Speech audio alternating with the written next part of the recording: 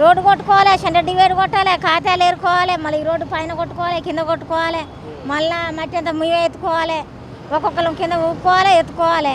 ఎవరు ఇప్పుడు ఆయన గెలిచిండు ఇప్పుడు ఆయన గెలిచినాక కూడా మాకు కిట్టులు లేవు, కనీసానికి జీతాలు లేవు, ఏం లేవు. అంతకుముందు మీకు జీతాలు పెంచమని చెప్పింది కదా? అంతకుముందు జీతాలు పెంచుతాను అన్నారు, కేసీఆర్ ఉన్న కష్టం అటు ఇటు జీతాలన్నా వస్తున్నాయి. ఈయన వచ్చిండు మాకు అసలు ఏమి లేవు. ఇప్పుడు నెలలకు జీతాలు వస్తున్నాయా లేవా? నెలలకు వస్తాయి జీతాలు. మీకు ఒక ఆరోగ్యం ఇట్లా ఖరాబ్ అయింది అనుకోండి, హాస్పిటల్ చూపించుకోవడానికి మీరే సొంత పైసలు పెట్టుకోవాలా?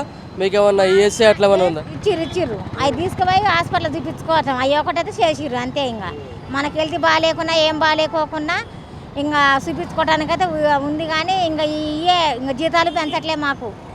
ఈ మాస్కులు లేవు, ఏం లేవు, ఎక్కలు లేవు. ఇంకా చేయమంటారు పని. కానీ మరి ఆ మనసు అంత కష్టపడుతున్నారు, కానీ మా గురించి ఎవరు ఆలోచించారు? అసలే ఆలోచించోలే లేరు. ఇప్పుడు మీకు ఈ పని చేయాలంటే మీకు ఏమేమి పనిముట్లు కావాలంటే ఏమేమి ఎక్విప్మెంట్స్ కావాలి మీకు? మా బూట్లు కావాలి, సాతులు కావాలి, మాస్కులు కావాలి, చొక్కాలు కావాలి, ఏమి లేవు మాకు అసలు. ఇవే ఉతుకుంటున్నాం, ఇవే తొడుక్కొని వస్తున్నాం. ఇప్పుడు ఎంత చెత్త అంతా తీసి ఎత్తేస్తారు కదమ్మా, మీరు చేతులు గిట్లా కట్టుకోవాలంటే ఎట్లా? మీకు ఏమైనా సబ్బులు గిట్లా ఇస్తారేమో? ఏమి లేవు అసలు, సబ్బులు లేవు, ఏమి లేవు. మేమే వాళ్ళని సరిపడుకొచ్చుకోవాలి, సబ్బుది అడుకొచ్చుకొని కడుక్కోవాలి, అంతేగాని మాకు ఎవరు కూడా ఏమి ఇవ్వలే ఇంత మటుకు. ఇప్పుడు ఆఫీసర్లు వచ్చి అంత చెత్త ఉంది అది అని వచ్చి మిమ్మల్ని ఏమన్నా అంటారా? అట్లా ఆ చెత్త ఉంది తీయమంటారు, ఆ చెత్త ఉందమ్మా, ఈ చెత్త ఉంది, అద్దీలే వచ్చి అంటారు. అంటోలే కానీ మళ్ళీ ఖాళీ ఏంది మరి వాళ్ళు ఎంత కష్టపడుతున్నారు కానీ ఎవరు ఆలోచిస్తారండి.